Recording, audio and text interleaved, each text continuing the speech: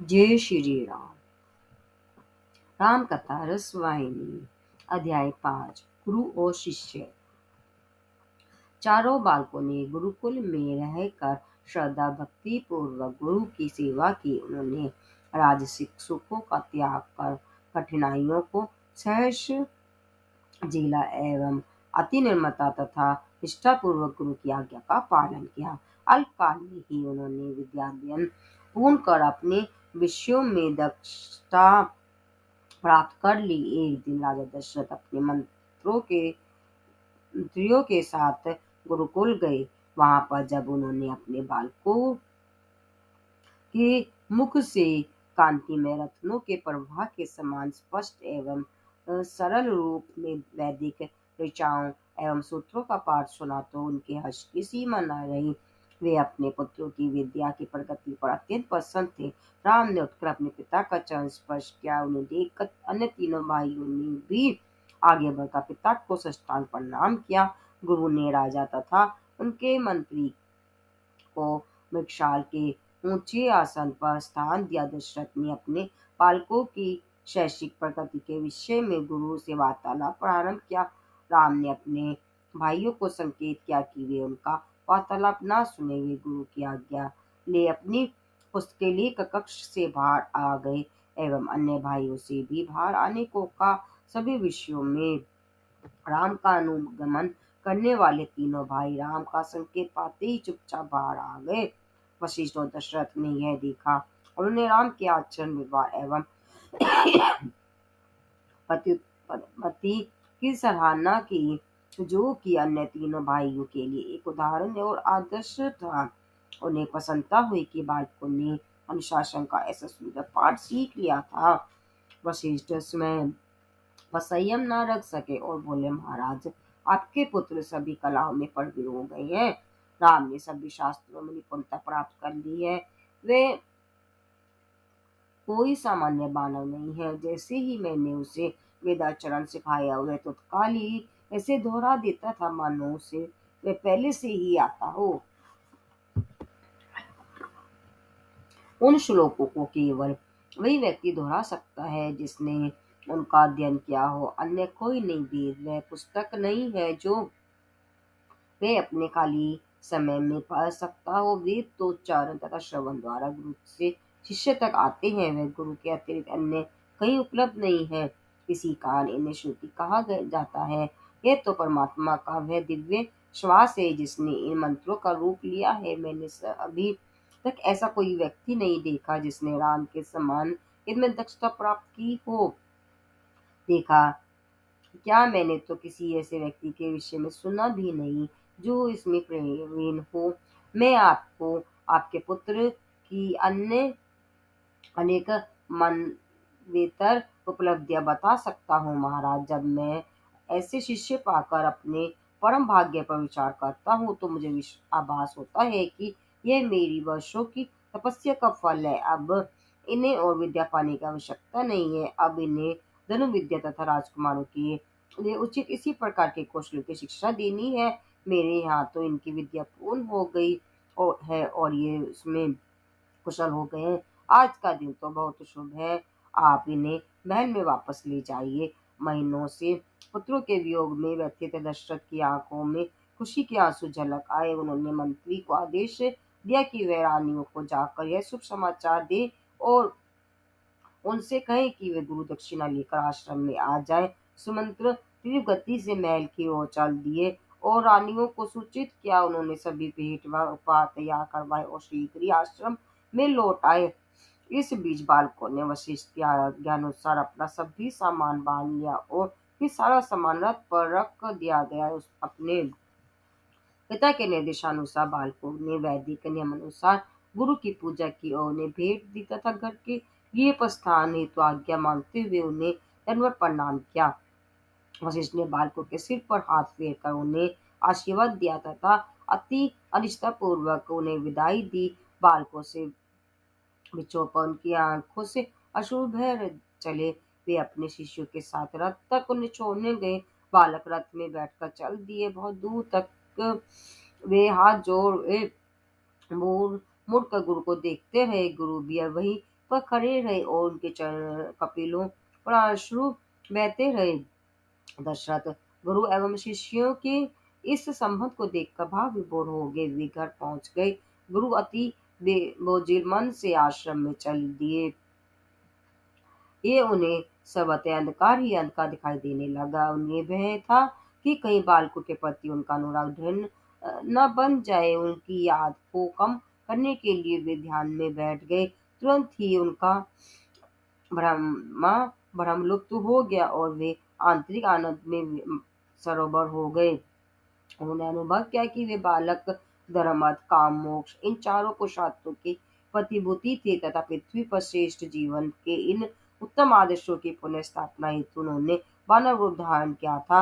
यह सोचकर उन्हें मान शांति मिली।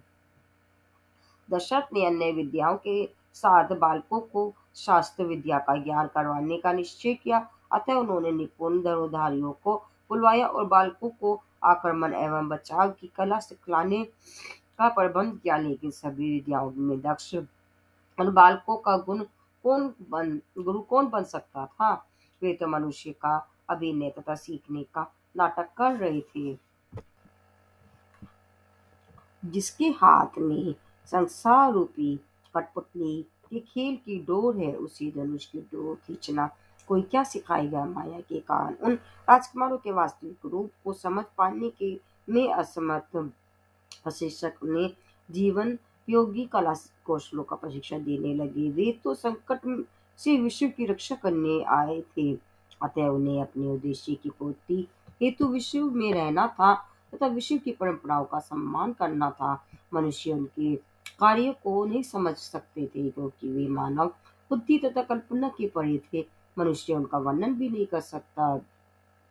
लेकिन उनके द्वारा स्थापित आदर्शों से शिक्षा ग्रहण करनी चाहिए। इसलिए राम राख में छिपी चिंगारी खाई की परत से ढके तालाब अथवा मेघों से आच्छादित चंद्रमा के समान व्यवहार कर रहे थे। भरत लक्ष्मण एवं शत्रुघ्न भी उनका अनुकरण कर रहे थे।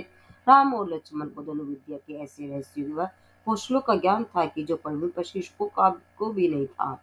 यह देखकर प्रशिक्षक हैरान थे और भयभीत भी। लेकिन चारों राजकुमारों ने अपने बाण से कभी किसी पशु या पक्षी को नहीं मारा। उन्होंने अपने इस दृढ़पन को नहीं तोड़ा कि वे केवल महान आवश्यकता के समय ही अपने अस्त्रों का प्रयोग करेंगे, न कि किसी का शिकार करने के लिए। प्रशिक्षक उन्हें पराये शिकार के लिए जंगल में ले जाते थे। लेकिन जब वह उनसे किसी पशु या पक्षी पर निशाना लगाने को कहते थे तो इनकार कर कहते थे कि भोले भाले जीवों का शिकार करने के लिए इन बाणों का प्रयोग नहीं होगा। इनका प्रयोग तो सुरक्षा विश्व कल्याण तथा मानव सेवा हेतु होना चाहिए। इसी कारण हमने यह धारण किए हैं और अन्य उद्देश्यों के लिए इनका प्रयोग कर हम इनका अपमान नहीं करेंगे। इस प्रकार उन्होंने हठ और आग्रह किया। शिक्षकों को उनका तर्क स्वीकार करना पड़ता था। राम का प्रत्येक शब्द और कर्म उनकी दया का सूचक था। जब कभी लक्ष्मण किसी पक्षी या पशु का पर अपना बाण लक्ष्य करते थे तो राम बीच में आकर उनसे अनुरोध करते थे कि लक्ष्मण, इसने तुम्हारा यह विषय का क्या बिगाड़ा है? तुम इसे क्यों मारना चाहते हो? क्या तुम नहीं जानते कि निर्दोष जीवों को दंड देना राजा हेतु वर्णित नैतिक आचरण के बिल्कुल विरुद्ध है। राजा दशरथ राय अपने राजकुमारों सहित मंत्रियों के साथ बैठकर अपने राजनीतिक प्रशासन, न्यायिक विवादों तथा अन्य राज्य प्रशासनों में नैतिक नियमों को व्यवहार में लाने पर विचार विमर्श करते थे। वे अपने पितामहों तथा राजवंशों के अन्य राजाओं की कथाएं सुनाकर ये कहते थे कि किस प्रकार उन्होंने अपनी प्रजा की प्रेम और निष्ठा को जीता, किस प्रकार देवताओं की ओर से उन्होंने दानवों के साथ युद्ध किए तथा किस प्रकार उनके कार्यों में उन्हें परमात्मा का अनुग्रह और सहयोग मिला। इन कथाओं को सुनकर राजा तथा पुत्र दोनों ही बहुत प्रफुल्लित होते थे। कभी कभी मंत्री लोग भी कथा सुनाया करते थे। ज्यों ज्यों वे बड़े होते गए, मंत्रियों को यह विश्वास होता गया कि बालकों का प्रशासनिक कार्यों के कुछ अंश सौंपे जा सकते थे। लोग स्वप्न देखते थे कि जब ये राजकुमार बड़े होकर राज्य की बागडोर संभालेंगे तो पृथ्वी स्वर्ग बन जाएगी। जब लोग राजकुमारों को देखते थे तो उनमें प्रेम अगार उमड़ आता था। वे परस्पर मधुर भाषा में बोलते थे। अयोध्या नगरी में ऐसा कोई नहीं था जिसे उन सरल विनम्र गुण संपन्न तथा निस्वार्थी राजकुमारों से प्रेम न हो, या जिसमें उन्हें अब पलक देखते रहने की अभिलाषा न हो। वे अयोध्या के बालकों को प्राणों के समान प्रिय थे। वे नगर में हृदय के समान प्रतिष्ठित थे। जब वे 11-12 वर्ष के थे तो एक दिन दशरथ ने सर्वगुण संपन्न समुद्र को अपने पास बुलाया तथा राजकुमारों को पर विद्या की शिक्षा दिलवाने का प्रबंध करने का आदेश दिया। उन्होंने कहा कि कोई व्यक्ति ये अपार विद्या में कितना ही निपुण क्यों न हो, लेकिन केवल परा विद्या ही उसे धार्मिक आचरण के लिए शक्ति और बल देती है। इस सुकुमार अवस्था में ही उन्हें सर्वोच्च नैतिक संस्कृति का ज्ञान प्रदान करना चाहिए। जीवन की सफलता या असफलता प्रारंभिक जीवन के प्रभावों तथा अनुभवों पर निर्भर करती है। प्रारंभिक जीवन ही जीवन रूपी महल का आधार है।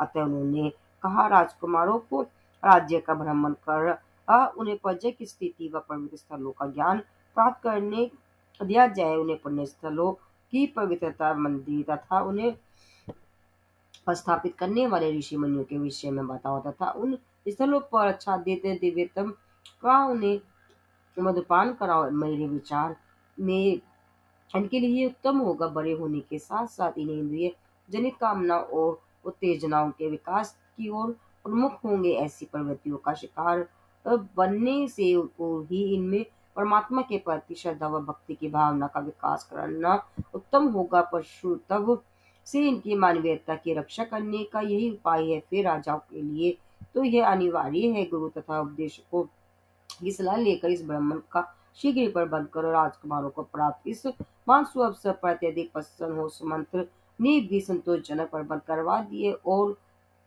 वैसे उनके साथ जाने को तैयार हो गए।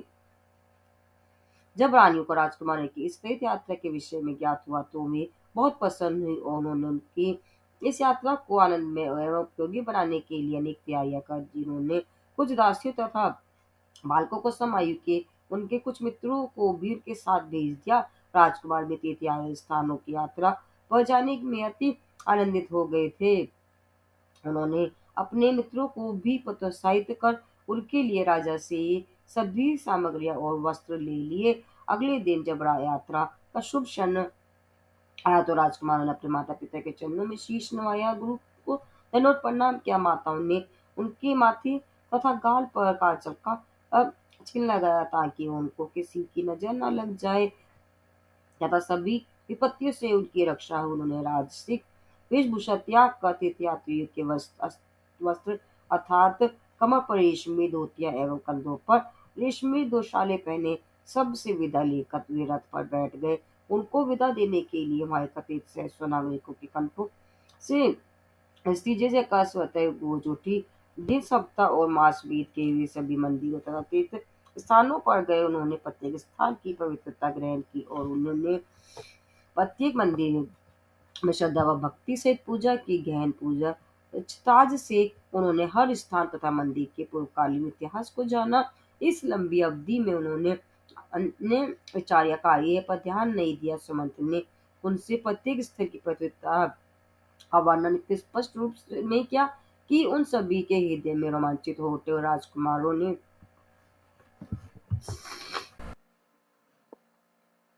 उनसे विभिन्न प्रश्न पूछते हुए इन स्थलों का और गहन वर्णन करने का आग्रह क्या। बालकों की तेज जिज्ञासा को देख सुमंत अत्यंत प्रसन्न थे और उन्होंने उन्हें उन स्थलों के विषय में और अधिक ज्ञान एवं प्रेरणा प्रदान की। इस प्रकार उन्होंने कन्याकुमारी से कश्मीर तक तथा पूर्वी सागर से पश्चिमी सागर तक 3 या 4 महीने से भी अधिक लंबी यात्रा की।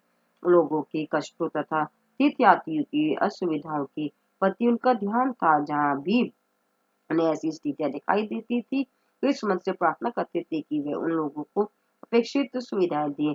कई मंदिरों की मरम्मत करवाने कुएं खुदवाने, पेड़ लगवाने, प्याऊ खुलवाने तथा धर्मशालाएं खुलवाने एवं स्वास्थ्य केंद्रों की स्थापना करने का श्रेय उन बालकों को ही था।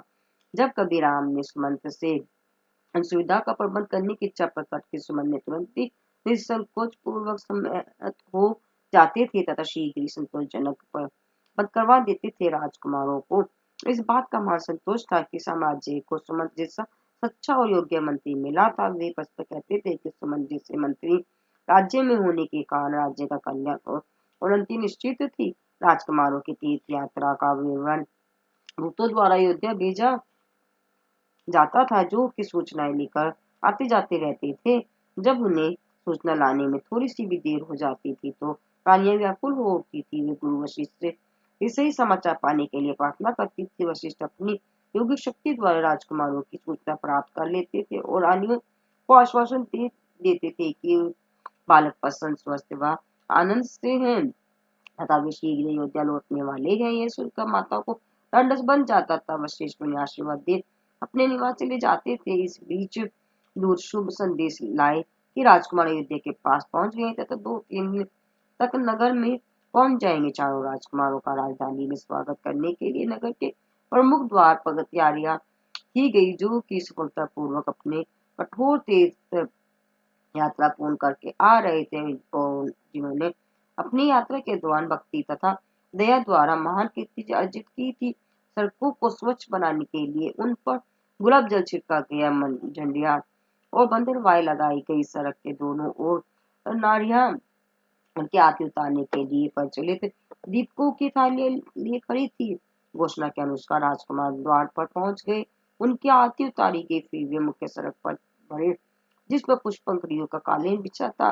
गायकों ने स्वागत गान गाए। ब्राह्मणों ने राजवंश के उन श्रेष्ठ वंशजों पर परमात्मा की का आशीर्वाद मांगने के लिए श्लोकाचारण किए। उन राजकुमारों का मुख अद्भुत सौंदर्य से कांति मुक्त था। समुद्र सुमंत्र उनके साथ ही थे। अंत वे महल में पहुंच गए। महल में प्रवेश करते ही विभिन्न प्रकार से उनकी नजर उतारी गई। फिर उन्हें निवासों में ले जाया गया।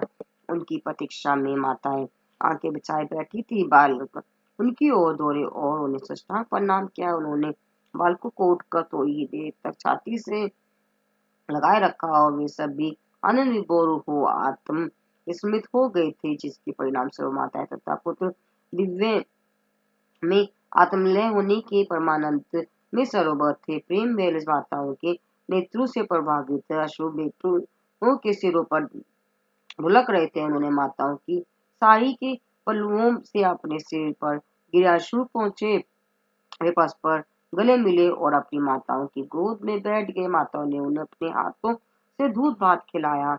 माताओं को विलहता तथा उल्लास अवर्णनीय था। बालकों को कुछ समय दिन रात अपने साथ रखने और उनकी देखभाल करने से 3 महीने की वह विरह व्यथा कुछ शांत हो गई थी। माताओं ने बेटों से तीर्थ यात्रा का संपूर्ण वृत्तांत सुनाने को कहा। बालकों ने अति मधुर एवं सरल ढंग से प्रत्येक तीर्थ स्थल का वर्णन उसी प्रकार किया जैसे सुमन ने उनसे किया था। माताएं अति उत्कंठा और आस्था पूर्वक उनकी बातें ऐसे सुन रही थी मानो कि वे भी मंदिरों द्वारा प्रत्येक तीर्थ यात्री हो मदद आनंद में झूम रही हो। दशरथ राजकुमारों की तीर्थ यात्रा पर पूर्ति के उपलक्ष्य में देवताओं को आहुतियां दी तथा काशी एवं प्रयाग की सफल तीर्थ यात्रा करने वाले ब्राह्मणों को भोज करवाया। उन्होंने ब्राह्मणों धन को आदि भेंट किया। इस प्रकार राजकुमारों के जन्मोत्सव के समय से ही राजधानी तथा साम्राज्य में सदा उत्सव होता था।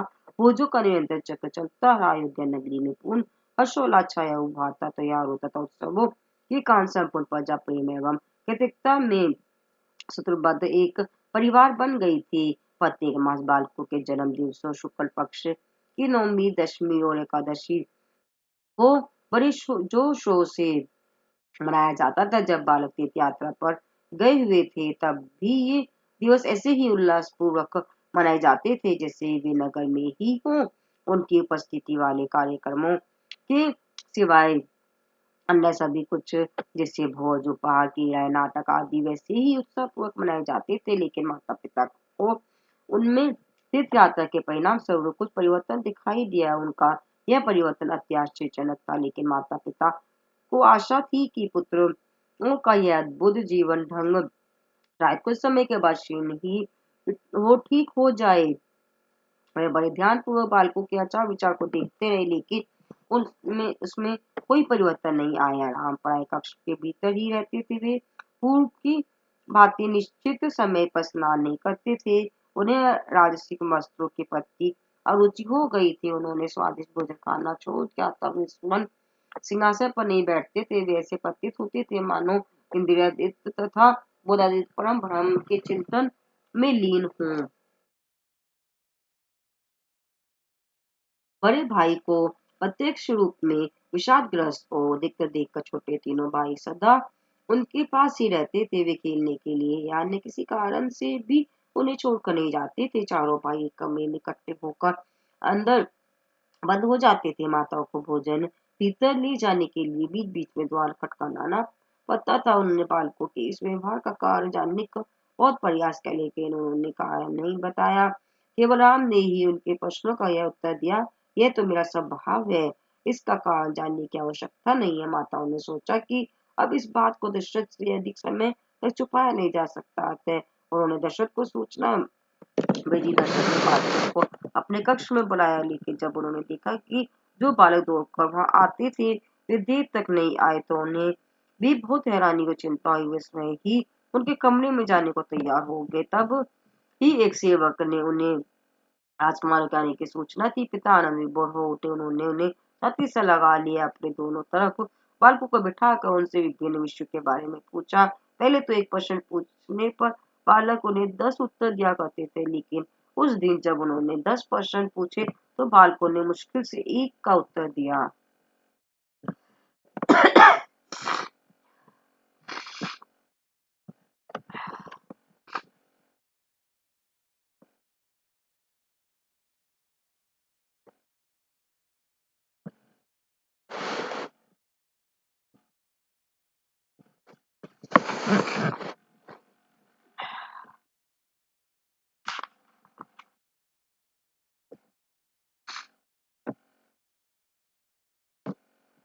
दशरथ ने राम को अपनी गोद में बिठाकर दुलारते हुए पूछा, बेटा तुम बात क्यों नहीं करते?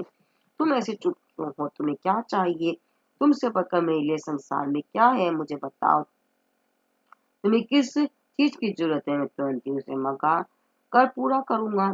तुम पूर्व की भांति अपने भाइयों के साथ मिलजुल कर नहीं खेल रहे हो, अतः वे भी उदास हैं। यद्यपि दशरथ ने अति प्रेम पूर्वक राम से उठे लाई और उनके मुख को देखा, लेकिन राम ने सिर्फ इतना ही कहा कि वे पूर्ण संतुष्ट है और उन्हें किसी भी चीज की आवश्यकता नहीं है। उनके इस विलक्षण आचरण पर दशरथ चिंतित तथा खिन्न हो उठे। उनकी आंखें भर आई, लेकिन उनके इस दुख का बालकों का पर कोई प्रभाव नहीं पड़ा। पिता ने उन्हें नम्रता पूर्वक पुत्रों के आचरण पर उपदेश देकर उन्हें उनके कमरों में भेज दिया। फिर उन्होंने सुमंत को बुलाया कि शायद उन्हें इसका कारण बता सके। राजा ने सुमंत से पूछा कि क्या उनकी तीर्थ यात्रा के दौरान कोई ऐसी घटना हुई थी जिससे बालक नाराज हो गए हों, या वे अभी वो तीर्थ स्थानों का भ्रमण करना चाहते हैं और वह उन्हें जल्दी वापस ले आए। दशरथ ने उन पर प्रश्नों का ऐसे बौछार कर दी कि वह चकित रह गए और डर गए। उन्होंने कांपते स्वर में उत्तर दिया, यात्रा के दौरान तो कोई भी ऐसी घटना या बात नहीं हुई जिससे राजकुमार अप्रसन्न होते। किसी भी प्रकार की कोई कठिनाई नहीं हुई। उनकी पत्नी की इच्छा का आदर व पालन किया गया। उनकी इच्छा अनुसार मैंने दान दिए। जहां भी उन्होंने कहा मैंने वहीं पर धर्मशालाएं बनवा दी। मैंने किसी भी प्रकार का संकोच या विलंब नहीं किया। उन्होंने तो मुझे कभी कोई ऐसी बात नहीं बताई जो उन्हें पसंद ना आई हो। ना ही मैंने उन्हें कोई ऐसी बात देखी थी। यात्रा तो हर्ष और अर्चना की एक लंबी यात्रा रही। दशरथ अपने मंत्री को भली भांति जानते थे। अंत में उन्होंने कहा, सुमंत तुम अत्यंत योग्य हो। मैं भली प्रकार जानता हूँ कि तुम कोई त्रुटि नहीं कर सकते, लेकिन मैंने देखा है कि यात्रा से लौटने के बाद किसी अज्ञात कारणवश इन बालकों में परिवर्तन आ गया है। भोजन और खेलकूद से इन्हें अरुचि हो गई है। लोगों ने राम से इसका कारण पूछने का बहुत प्रयत्न किया, लेकिन ना तो राम ने कोई उत्तर दिया और ना ही इस अद्भुत आचरण के कारण का कोई संकेत दिया। वे तो वस्तुओं की नश्वरता पर मेरी चेतना में मगन है। मुझे इस पर बहुत आश्चर्य हुआ। रानियों को भी इसकी गहन चिंता है। जब दर्शन ने सुमंत से इस प्रकार कहा तो उस राजभगवंती ने उत्तर दिया, यदि मुझे आज्ञा दे तो मैं बालकों से मिलकर उनके व्यवहार का कारण जानने का प्रयत्न करूंगा। दशरथ ने कहा, ठीक है, शीघ्र जाओ। एक बार कारण ज्ञात हो जाने पर उनका उपाय कठिन नहीं होगा। सुमंत चिंता फुलबोजली सहित बालकों के कक्ष की ओर दौड़े। उन्होंने देखा कि द्वार अंदर से बंद थे और उसके बाहर द्वार पाल खड़े थे। जब सुमन ने दस्तक दी तो लक्ष्मण ने द्वार खोला और सुमंत अंदर चले गए। फिर उन्होंने द्वार बंद कर बालकों से विभिन्न विषयों पर वार्तालाप किया, जिससे वे उनके दुख का कारण जान सके, लेकिन वे उनके रहस्य को समझ ना पाए। उन्होंने पाया कि तीर्थ यात्रा के समय उनमें जो मैत्री भावना थी वह बहुत कम हो गई थी। उन्होंने सजल नेत्रों से राम से विनती करते हुए उनकी चिंता का कारण पूछा। राम ने मुस्कुराते हुए कहा, सुमंत, जो मेरा स्वभाव है उसका क्या कारण बता सकता हूँ। मेरी कोई आवश्यकताएं नहीं है, मेरी कोई इच्छा नहीं है। आपको इस पर चिंता करने की कोई आवश्यकता नहीं है। कुछ कर सकने में असमर्थ सुमंत दशरथ के पास आकर बैठ गए और बोले, मेरे विचार में कल गुरु को बुलाकर उनका परामर्श लेना ही उत्तम होगा। इतना कहकर वे उनकी आज्ञा लेकर चले गए। राजा बहुत उदास थे। उन्होंने अन्य सभी बातों पर ध्यान देना छोड़ दिया। वे समाज की मांगों के प्रति उदासीन हो गए और बालकों के व्यवहार का वर्णन करने के लिए उनके अपने मन में अनेक प्रकार के सिद्धांत सोचने लगे। उन्होंने सोचा कि यह यौवन अवस्था में प्रवेश कर रहे हैं, अतः प्रकृति संबंधी ऐसी परिवर्तन स्वाभाविक है। उन्होंने रानियों को भी अपना यह विचार बताया और कुछ क्षण के लिए अपने मन को में संतोष कर लिया। जब रानियों को मालूम चला कि गुरु वशिष्ठ महल में पधार रहे हैं तो उन्होंने आवश्यक तैयारियां की और राज मंदिर में उनकी प्रतीक्षा करने लगी। तभी गुरु वशिष्ठ पहुंच गए। सबने उनका चरण स्पर्श किया। सभी ने बालकों को विशेष चिंता तथा उनमें आए परिवर्तनों के विषय में प्रश्नों को की बौछार कर दी। उन सभी की आंखों से अश्रु प्रभावित थे। राजा तथा रानियों ने के दंत्र को देखकर वशिष्ठ ने अंतर ध्यान किया और अंतर्वलोकन द्वारा उनके दुख का कारण ढूंढा। उनके शुद्ध आशांत अनंत तत्व द्वारा शीघ्र सत्य प्रकट हो गया। पल भर में ही वे रानियों की ओर मुड़कर उन्हें आश्वासन देते हुए बोले, बालकों को कुछ नहीं हुआ है, ये कोई सामान्य बालक नहीं है, ये तो भौतिक इच्छाओं से युक्त है। इनके मन निर्मल है। आप बिल्कुल व्याकुल मत हो, उन्हें मेरे पास लाकर आप सब लोग प्रस्थान करें।